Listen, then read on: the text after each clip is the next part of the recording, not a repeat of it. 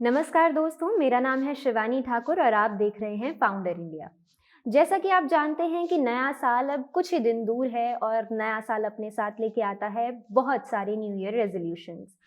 अगर आपने भी अपने न्यू ईयर रेजोल्यूशन लिस्ट में फाइनेंशियल प्लानिंग को थोड़ी बहुत जगह दी है तो आज का ये एपिसोड खास तौर पे आपके लिए है।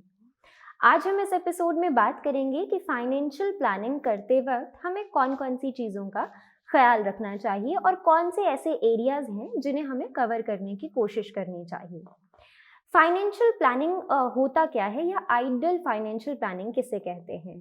तो एक आइडियल फाइनेंशियल प्लानिंग वो होती है जहाँ पे आप अपनी सेविंग, अपनी इन्वेस्टमेंट और ऐसे सभी फैक्टर्स को एकदम अच्छे तरीके से बैलेंस करें, कुछ भी ऊपर नीचे नहीं हो। तो इसे आप एक अच्छी financial planning, ideal financial planning कह सकते हैं।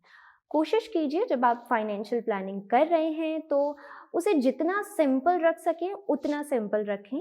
वो बहुत ज़्यादा डिफ़िकल्ट नहीं होनी चाहिए आपके लिए एग्जीक्यूट करने के लिए। तो जितना सिंपल होगा उतना ही लॉन्ग टर्म के लिए आपके लिए अच्छा होगा, ताकि आपको बहुत ज़्यादा उसे मैनेज ना करना पड़े या बहुत ज़्यादा मॉनिटरिंग की आपको ज़रूरत ना पड़े। कुछ लोग होते हैं जिनकी प्लानिंग काफ़ी ज़्यादा अप एंड डाउन रहती है, ऊपर नीचे रहती है, इन्वेस्टमेंट की बहुत चिंता रहती है और रात को चैन से नींद भी नहीं आती है। तो इस बात का ज़रूर ध्यान रखें कि आप एकदम निश्चिंत हों अपनी फाइनेंशियल प्लानिंग को लेकर। क्योंकि हम फाइनेंशियल प्लानिंग करते ही इसलिए हैं कि हमारी जो चिंताएं हैं या फिर जो भी हमें डर होता है कि हो सकता है आगे पैसों की ज़रूरत हो या फिर हो सकता है कभी कोई परेशानी आ जाए, तो ऐसी चीज़ों की चिंता कम करने के लिए हम फाइनेंशियल प्लानिंग कर रहे हैं। तो फाइनेंशियल प्लानिंग की चिंता आपको नहीं होनी चाहिए। इसलिए कोशिश करें कि वो सिंपल रहे, सॉर्टेड रहे। जितना कम पेपर वर्क हो उतना आपके लिए अच्छा है और एग्जीक्यूट करने में वो आपके लिए ईजी होनी चाहिए। ऐसा ना हो आपके लिए कि वो बहुत आपने अनरियलिस्टिक गोल्स सेट कर लिए हैं कि मुझे 1-2 महीने में 1 करोड़ या 2 करोड़ रुपए इन्वेस्ट कर देने हैं या कमा लेने हैं या सेव कर लेने हैं। तो ऐसा कुछ अनरियलिस्टिक उसमें नहीं होना चाहिए आपके लिए। आगे हम बात करते हैं उन कुछ एरियाज़ की जो हमें कवर करने हैं। तो इस एग्जांपल से आप समझ सकते हैं कि जैसे कि आपका डॉक्टर आपको कभी ना कभी लाइफ में ज़रूर सजेस्ट करता है कि बैलेंस डाइट लेना शुरू कीजिए। आपकी डाइट में सारी चीज़ों की सही मात्रा होनी चाहिए। प्रोटीन, विटामिन, कार्ब्स हर चीज़ होना बहुत ज़रूरी है आपके लिए। अगर कोई भी एक पर्टिकुलर चीज़ मिस होती है तो उसकी वजह से हमें कोई नुकसान हो सकता है या सेहत पे उसका कोई नेगेटिव इम्पैक्ट पड़ सकता है। इसी तरीके से जब हम फाइनेंशियल प्लानिंग करें तो हमें सारे एरियाज़ को इक्वल इम्पॉर्टेंस देनी बहुत ज़रूरी है। ऐसा ना हो कि हम सिर्फ इन्वेस्टमेंट में फ़ोकस कर रहे हैं, रिटायरमेंट का हमारे पास कोई प्लान नहीं है, या फिर हम सिर्फ सेव कर रहे हैं और अभी करंट सिचुएशन क्या है हमारी, या करंटली हम कितने फाइनेंशियली स्ट्रॉन्ग हैं, या जो इन्वेस्टमेंट या सेविंग है उसकी लिक्विडिटी कितनी है, इमरजेंसी में वो फंड काम आएगा या नहीं आएगा। तो ऐसे सभी फैक्टर्स पे आप ज़रूर ध्यान दें जब भी आप फाइनेंशियल प्लानिंग करें। तो 2021 आ रहा है, आप ज़रूर अपनी फाइनेंशियल प्लानिंग करना चाह रहे होंगे। तो ये वो 5 एरियाज़ हैं जिनका आपको ख्याल रखना है अपनी प्लानिंग करते वक्त। इसमें आ जाता है investment, saving, insurance, loan and retirement planning. अब इसे आप अपने हिसाब से अपने फैक्टर्स को मद्देनज़र रखते हुए, आपकी एज कितनी है, रिस्क कितना लेना चाह रहे हैं, कितना सेविंग्स की आपको ज़रूरत है और आपके अभी खर्चे कितने हैं, या डिपेंडेंसी आप पर कितनी है, यानी कि आपके घर के बाकी लोग, फैमिली मेम्बर्स आप पे कितना डिपेंडेंट है, इन सारे फैक्टर्स को लेके आप अपने हिसाब से इन 5 फैक्टर्स, ये जो 5 एरियाज़ हैं, इन्हें अपनी फाइनेंशियल प्लानिंग में इंक्लूड कर सकते हैं। सबसे पहले हम बात कर लेते हैं इंश्योरेंस की। अब इंश्योरेंस हमारे लिए बहुत ज़्यादा ज़रूरी होता है। हम अगर सोचेंगे कि हम सिर्फ सेविंग कर लेते हैं तो उससे बात नहीं बनेगी। साथ ही साथ सिक्योरिटी भी बहुत ज़रूरी है, इंश्योरेंस भी हमारे पास होने चाहिए। चाहे तो वो आपका लाइफ इंश्योरेंस हो गया या फिर मेडिकल इंश्योरेंस हो गया। तो ये जो कुछ इंश्योरेंस होते हैं ये बहुत ज़रूरी हैं आपके लिए लेना। तो नए साल में अगर आप एक नई शुरुआत करना चाह रहे हैं तो आप इन्हें ज़रूर कंसिडर करें अपनी प्रोफाइल के अकॉर्डिंगली। किसी से कंसल्ट भी कर सकते हैं इसके बारे में, तो आपके लिए क्या सही है वो उसके अकॉर्डिंगली आपको गाइड कर देंगे। तो इंश्योरेंस ज़रूर होना चाहिए। अगर आप पे बहुत ज़्यादा डिपेंडेंसी है तो उसी तरीके का आप जो लाइफ इंश्योरेंस है वो अपने लिए लेके रख सकते हैं। बाकी जो आपके फैमिली मेंबर्स हैं उनके लिए भी मेडिकल इंश्योरेंस या लाइफ इंश्योरेंस आपके लिए बहुत ज़रूरी है। तो नए साल में एक नई शुरुआत अगर आप करना चाह रहे हैं तो इस एरिया पे ज़रूर आप ध्यान दे सकते हैं। तो इंश्योरेंस की बात हमने कर ली है। अब हम बात करते हैं एक बहुत ही ज़रूरी फैक्टर की जिसे आपको ध्यान में रखना है, और वो है लोन। अब यहाँ पे मेरा मतलब ये नहीं है कि आपको लोन लेना है या ऐसा कुछ। आप पे जो भी लोन हो, अगर कोई भी आपने होम लोन लिया हुआ है या कोई भी दूसरा अगर आप पे लोन है, तो उसे बाकायदा फाइनेंशियल डिसिप्लिन के साथ आप चुकाते रहिए। जो भी उसकी ईएमआईज़ बनती हैं उसे बिल्कुल भी दरकिनार ना करें, और उसके साथ जो भी फाइनेंशियल डिसिप्लिन के साथ स्टेप्स लेने ज़रूरी हैं उन्हें ज़रूर लीजिए। और एक और चीज़ यहाँ पे आपको ध्यान में रखनी होती है, वो ये है कि हम यहाँ पे सेविंग, इन्वेस्टमेंट और पता नहीं क्या-क्या फाइनेंशियल प्लानिंग की बात करते हैं। दूसरी तरफ हमारे क्रेडिट कार्ड का बिल कुछ और ही हाल कह रहा होता है। तो हम जो गैर ज़रूरी खर्च हैं हमारे, वो हम ना करें तो हमारे लिए अच्छा रहेगा। फाइनेंशियल प्लानिंग करते वक़्त हमें ध्यान देना है कि हमें दूसरी तरफ लोन चुकाना है, तो इसीलिए हमारे लिए बहुत ज़रूरी है कि ये जो क्रेडिट कार्ड पे हमारी डिपेंडेंसी बहुत ज़्यादा बढ़ जाती है वो हम ना बढ़ाएं। क्योंकि आप देखेंगे कि हम क्रेडिट कार्ड का इस्तेमाल बहुत अच्छे तरीके से कर तो सकते हैं, लेकिन उसके साथ साथ कभी कभार ये भी हो जाता है, अगर हम एक्सेस में खर्च कर देते हैं या फिर कुछ बड़ी चीज़ उससे ख़रीद लेते हैं, तो उसके बाद उस पर हम ईएमआई बनाते हैं एंड फिर उस पर इंटरेस्ट देना पड़ता है और वही सारे झमेले। तो इसीलिए उस पर डिपेंडेंसी कम रखिए। आपके पास जो लिक्विड कैश है उसे यूज़ करने की कोशिश कीजिए और फाइनेंशियल डिसिप्लिन के साथ अपने लोन को मैनेज कीजिए। और बाकी जो ईएमआईज़ हैं, अगर वो नो कॉस्ट ईएमआईज़ हों तो आपके लिए ज़्यादा अच्छा रहेगा। तो ये सारे फैक्टर्स भी आपको कंसिडर करने हैं। हमने बात कर ली है इंश्योरेंस की, हमने बात कर ली है लोन की। अब चलते हैं हम एक बहुत ही ज़रूरी फैक्टर पे, वो है सेविंग्स। तो सेविंग्स के टाइम क्या होता है कि हमें ऐसा लगता है कि हमारी तो इनकम ही इतनी ज़्यादा नहीं है, या फिर महीने भर के खर्च में इतना पैसा बच ही नहीं रहा है कि हम कुछ बचा पाएँ। तो ऐसा नहीं है। सबकी हो सकता है कि आपकी इनकम थोड़ी-सी कम हो या मेरी आपसे भी कम हो, किसी तीसरे इंसान की इनकम हमसे वेरी करती हो।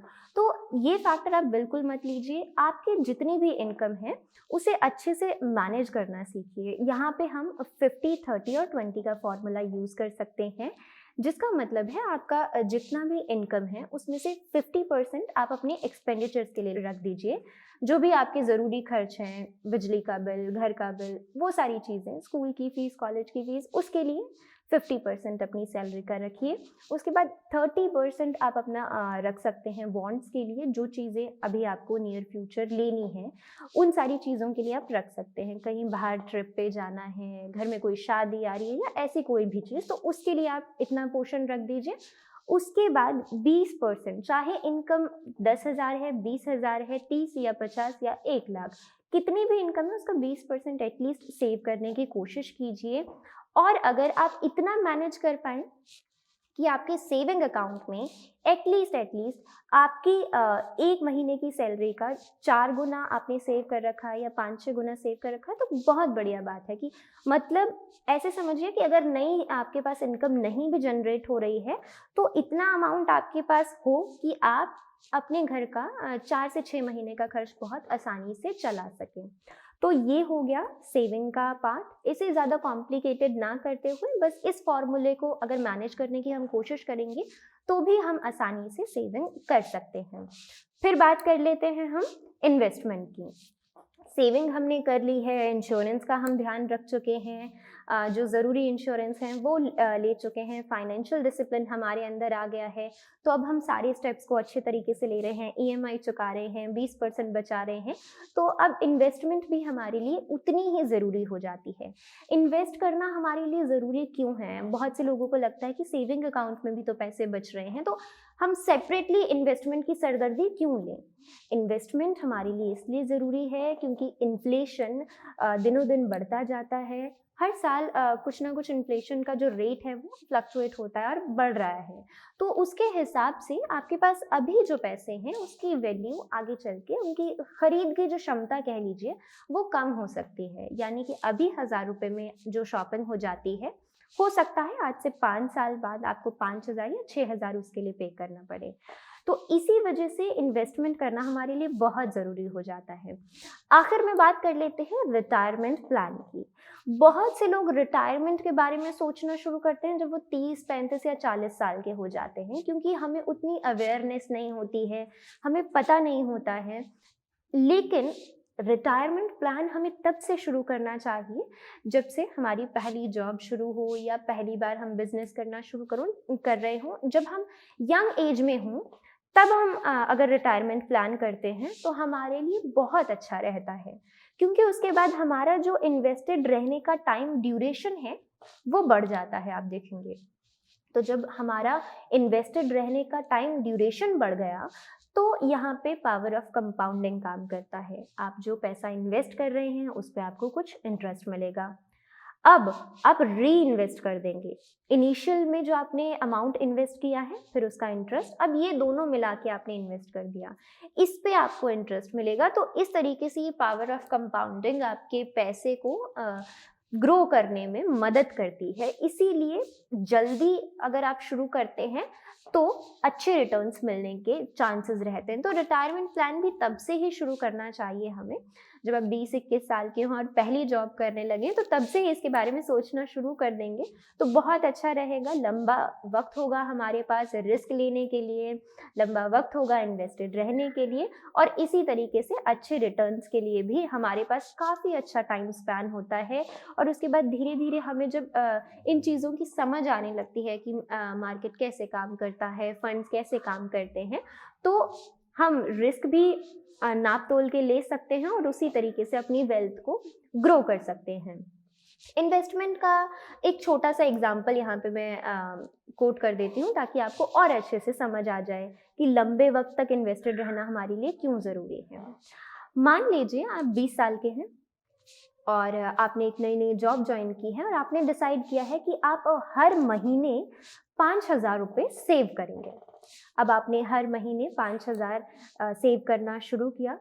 कोई भी आपने एसआईपी या कोई भी सिस्टमैटिक इन्वेस्टमेंट प्लान ले लिया और उसमें आपने सेव करना शुरू किया। आपने सेविंग ज़्यादा वक्त तक नहीं की है, सिर्फ 9-10 साल तक आपने सेविंग की है, जिसके हिसाब से आपके पास कम से कम 10-11 लाख रुपए आप सेव कर चुके हैं। इतना अमाउंट आपको मिल जाएगा उस पर इंटरेस्ट के साथ। मान लीजिए 15% का इंटरेस्ट मिल रहा है, तो इतना अमाउंट आपके पास ओवरऑल हो जाता है। आपकी इनिशियल इन्वेस्टमेंट मिला के प्लस उस पर जो 15% का आपको इंटरेस्ट मिला है उसे मिला के आपको लेट्स सपोज 10 से 11 लाख रुपए मिले हैं 10 साल बाद।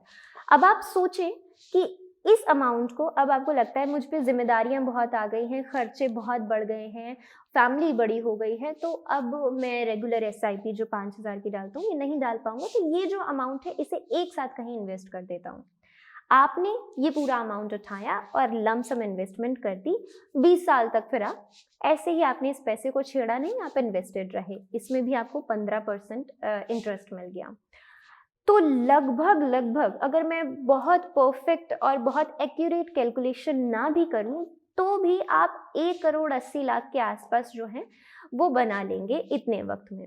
आपने जो सेविंग की है, आपने जो एसआईपी पे किया है वो आपने सिर्फ 10 साल तक किया है, उसके बाद आपको जो इंटरेस्ट मिला है वो इतना ज़्यादा है।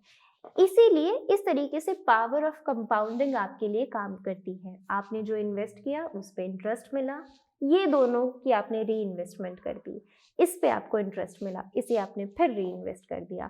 तो इस तरीके से ये साइकिल जो है कंटिन्यूसली काम करता रहता है आपके लिए और आपके लिए अच्छी वेल्थ जनरेट करता है। ये तो मैंने बहुत छोटा सा एग्जाम्पल दिया था 5000 का, आप अपने अकॉर्डिंगली से कर सकते हैं। तो इसीलिए हमारे लिए ज़रूरी होता है लंबे वक्त तक इन्वेस्टेड रहना।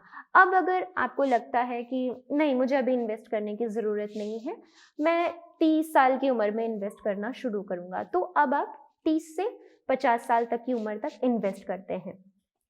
आप देखेंगे, आप जब कैलकुलेट करके देखेंगे, आप कोई भी नॉर्मल कैलकुलेटर खोल के कैलकुलेट करके देख सकते हैं, 20 साल लगातार इन्वेस्टमेंट करने के बाद भी आप उतना रिटर्न नहीं जनरेट कर पाएंगे जितना कि जल्दी शुरू करने पे।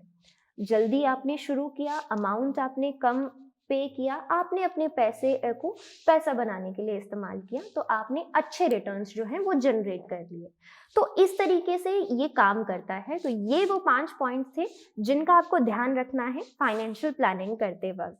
सबसे पहले इंश्योरेंस, उसके बाद लोन्स, सेविंग, इन्वेस्टमेंट और रिटायरमेंट प्लान। तो इनमें से किसी भी पॉइंट को आप मिस ना करें तो आपके लिए अच्छा होगा। आपकी जो बैलेंस डाइट है वो आपके लिए तैयार हो जाएगी। तो इन पॉइंट्स को मद्देनज़र रखते हुए ही अपनी 2021 की जो फाइनेंशियल प्लानिंग है उसे करें। और अगर आपका कोई भी ओपिनियन हो, आप हमसे कुछ भी कहना चाहें, तो वो आप हमें ज़रूर कमेंट बॉक्स में बता सकते हैं।